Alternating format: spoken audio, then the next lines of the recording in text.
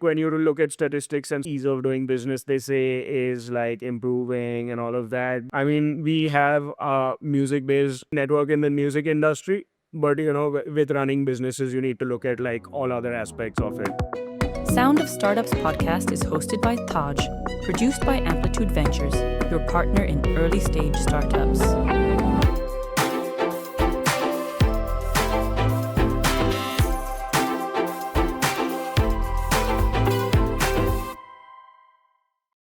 Hello, everyone. Welcome to the new edition of Sound of Startups.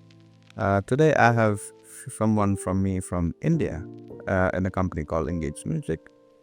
They are in a market which is in part of the world which is exploding like anything. That is India. India being home to the world's biggest population and the most interesting demography that has come. So anything that is getting made in India is very important to look up to, because with the scale, volume, and the quantity India operates at, if you succeed in India, there are chances that model can be replicated everywhere. So yeah, that was the main thesis or premise on which we looked at. I met Himay, and then he said, "Oh, we should have come on a podcast." So here we have. Hi, Himay. How are you? I'm good, Taj. Thanks for having me on the podcast. Looking forward to it. Where are you from India? Bangalore, Bombay, Pune, Hyderabad. So I'm based in Bombay, born and brought up in Bombay, and currently in Bangalore. Here for a weekish and then head back Okay, so because for the festive period. because Bangalore is where everything happens in startup in Norway, in India, is it? In India, yeah. I think, but the music industry, I think like Bombay is a good hub for that, and even with Bollywood. And like just having been like involved in the music industry in Bombay for the past like 10, 15 years, moving away to Bangalore is slightly difficult. But of course, in terms of tech, Bangalore is the hub, as everyone knows. But it's also getting as expensive as Bombay. Interesting. But Bombay has major Hindi film industry and Hindi music industry, which is there. And then obviously we have a lot of regional industries which are our own powerhouse. Telugu, Tamil, Malayalam, Kannada, all of them are their own regional powerhouse. And obviously Bangalore is a technology hub. But where exactly in India is music tech based by and large? Is it Bombay or is it or Bangalore still? So I think music tech in Bombay, in India, is still at quite a nascent stage, if you think about it. And you have a few platforms that are doing like music for ad films and stuff like that. Royalty-free music, essentially. And there's one platform which is quite big, which is based in Bombay. There's nothing else. There's one platform called Rifle, which is doing some cool stuff, which is based in Bangalore. But there's not too much really happening in the country right now. But I think your likes of Spotify and all are based in Bombay. So what does Engage Music do? Where did you guys started and what it does? So it's a direct-to-fan platform. So essentially, we want to remove the intermediaries, which are distributors mainly. And for the music store, which is as an artist can come upload their music and users, fans can come and buy the music. For that, we charge a 10% commission. We pay artists 90% back. With streaming, essentially, it is 70% goes to artists, 30% goes to the platform. But the 70% that goes to the artist, there's no distributor costs, there's no other costs involved, there's no other fees that goes to anyone else. So that purely goes back to the artists. And I think that's where we want to start. We want to build into giving more monetization tools such as virtual sponsors, tutorials, and stuff like that. So, I mean, that will all happen hopefully in the future, where it's all like a nominal 10% commission that we charge on income that artists generate to our platform. You charge 10% and you want to remove the distributor layer in between in your platform. How do you survive and run your business in a 10% cost? So the thing is, 10% is of course just the commission that we charge on music sales. We feel like music sales and the other stuff. Streaming is where we charge 30%. And we feel like streaming is where the cash cow is, and that's where the main money is to be made. Okay, that makes sense. How many people are there in your team, and how does like co-founding things happen and started? So the team is just Bhishma and me. We're both been at Engage Music since the start, and we just hired a CTO who's come on board, who's kind of helping with tech things. So essentially, Bhishma has been hosting concerts, bringing down artists for the past 15 years. So he's handling the artist side of things, whereas I'm handling the marketing and the operations and stuff like that. And I think it's fairly well split right now. We have our responsibilities. So it's, of course, there will be a time where we grow our team, but right now it's just both of us. How was it like convincing the labels to join in? Because they must have been very reluctant to do so. So, of course, there's like two kinds of labels, with the independent labels. When you look at, there are labels that are more than happy to come support in hope, trying to build a community with the industry and stuff like that. But then, of course, there are labels who will be like, we want an upfront like $20,000 to bring our music onto your platform. So I feel like, but there is enough great music out there, where labels and artists are happy to give it out and like to try a new platform out. Was it very difficult to build the technology, or how did it all happen? So I think, like I said, neither of us are tech co-founders, but when we started out, like in 2021, we started discussing maybe doing it on blockchain and stuff like that to introduce transparency. But 4 years later, we are here where there's no need for blockchain is what we realized. So I think in terms of technology, also, we've kind of simplified things.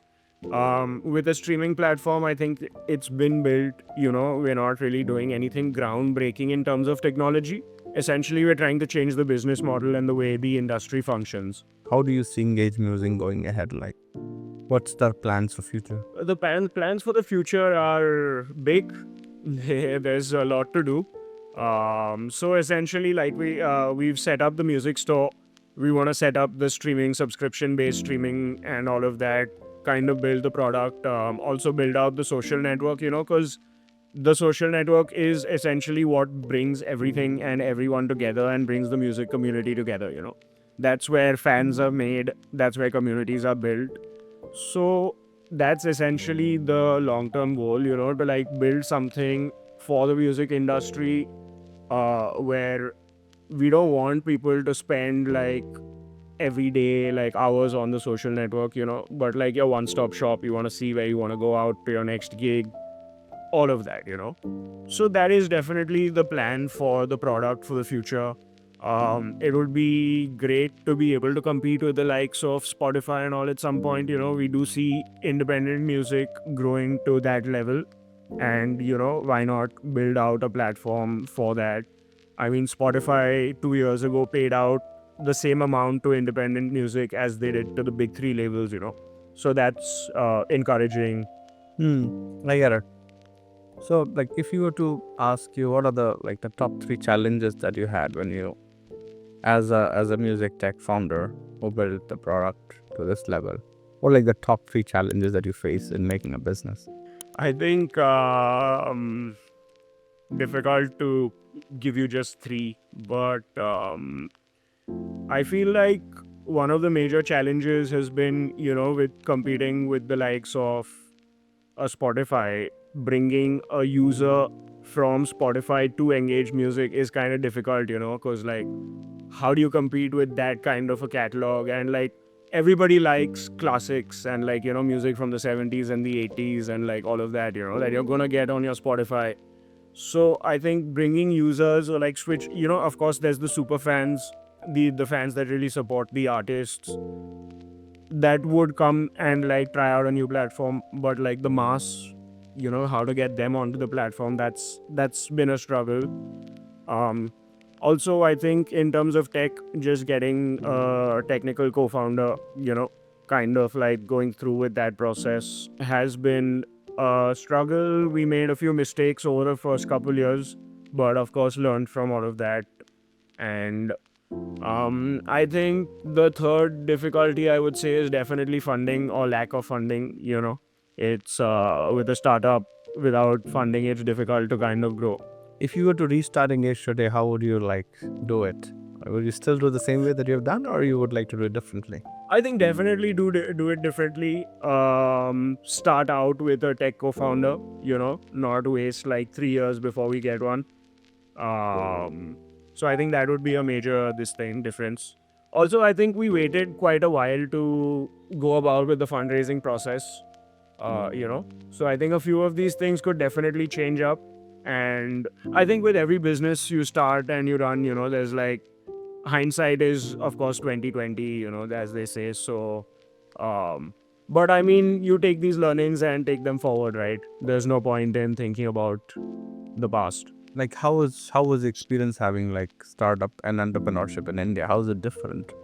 What was your like? What was your like to start something in India and do it, and that to music tech, which is not very cool there.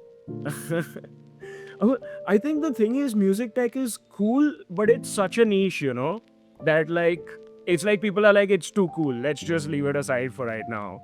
But I think well, India, of course, like when you look at statistics and stuff like that, ease of doing business, they say, is like improving and all of that. But it's hard, as like two relatively young co-founders actually having to navigate building networks and like I mean, we have music based network in the music industry, but with running businesses you need to look at like all other aspects of it, right? So I think that has been an interesting journey. And like I think from when we started out at zero to now, I think we've grown quite a bit in like building that network. So you think the network is a keyword then? It is important, of course, right? I mean, networking with getting gigs, networking with like everything is just like has to be done. I think you have done a quite a commendable job at your work, and I think it will grow very well. And the music technology, music tech scene in India is also rising quite well. Yeah. So I think it will be quite good. And what are the like if I can ask you, what are the things that you look up to West for example, because India has its own issues of looking towards East when it comes to music. We have our own sense of I would not like to say the intellectual superiority in terms of music, but India has its own sense of identity, which is very strong, very old, and the Western music primarily is not very popular still now.